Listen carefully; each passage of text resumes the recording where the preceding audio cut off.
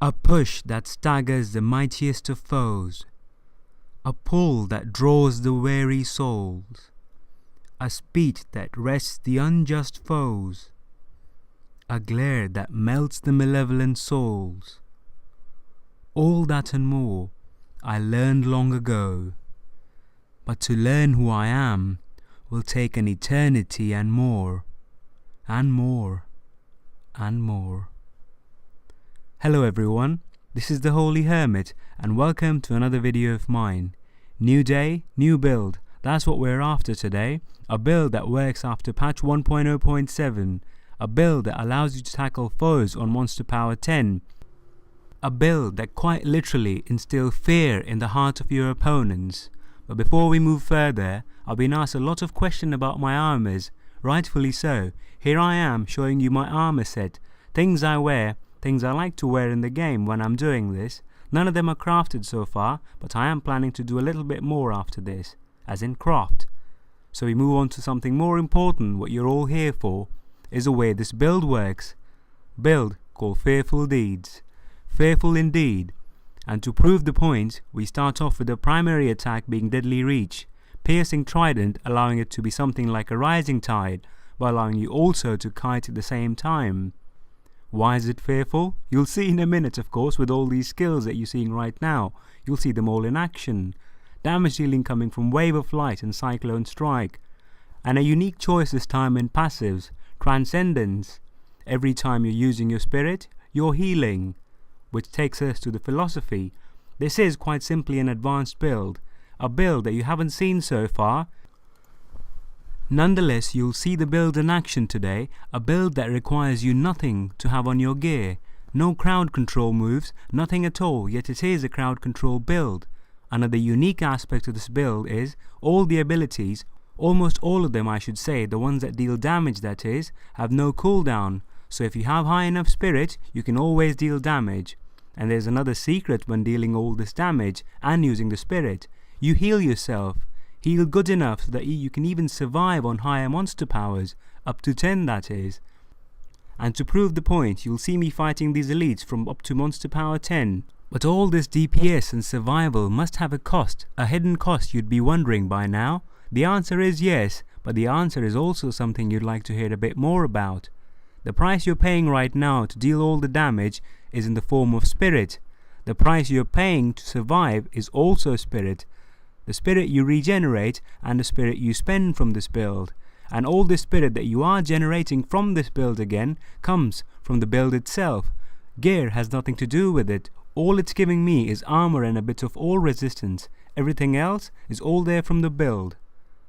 So the next important part of the build is the crowd control. We are controlling the crowd and the damage must be coming from somewhere. So we'll look at a few videos now, a few video clips I have in store for you that explain the principle. When you encounter an elite pack or even a normal mob, the first act would always be to have mantra of healing, circular healing at all times running. You also have exalted souls, which gives you 1 spirit regeneration. Times that with mantra of healing, you always have 4 spirit being regenerated for you. This is where you're generating spirit. Not a lot like the Tempest Rush build, but enough for you to use all these abilities, deal damage and survive. Now looking at the damage and controlling crowd, we have all these skills. We'll start off with a blinding flash. The first one that has the chance of elites missing. If an elite is blinded but is very strong against it, he will still be attacking you. With this rune, he'll be missing 60% of the time, giving you more time and more damage to deal to him. That's the first skill we're looking at. The second one is our only healing skill, but this time, we cost fear on them. This doesn't have any percentage or anything, it quite simply, every time you use, will cost fear on other opponents, enemies, mobs, everyone for 1.5 seconds. This time, they'll all be running away from you. And when they do run away from you, you can still deal damage as I said earlier in the form of Deadly Reach, piercing trident. There'll be more than 1 people around you of course, and the reason why that will happen is because you're using Cyclone Strike, a strike that allows you to pull in monsters and mobs alike towards you. It'll pull them, but it'll also do a strange thing this time. We don't want them to be close to us, so we'll have an ability that'll allow them to be feared, 30% chance when they come close to us. So we're quite simply pulling them in for all the DPS, and some of them will even run away. If they're close enough, fair enough, we're still going to deal damage, but if they're running away, rather than using Rising Tide as I said, use Piercing Trident, where you deal damage whilst they're walking away. But what if you have enough spirit in your bag? Spirit that you can utilize? Well, that's where your main DPS comes from. If you pull enemies closer to you, which you will, that is the primary goal of the aim. It's almost like a back and forth seesaw thing. You pull more monsters close to in, and then you deal damage. Damage in the form of almighty wave of flight. Now, we look at the next bit. That is, the healing and the spirit.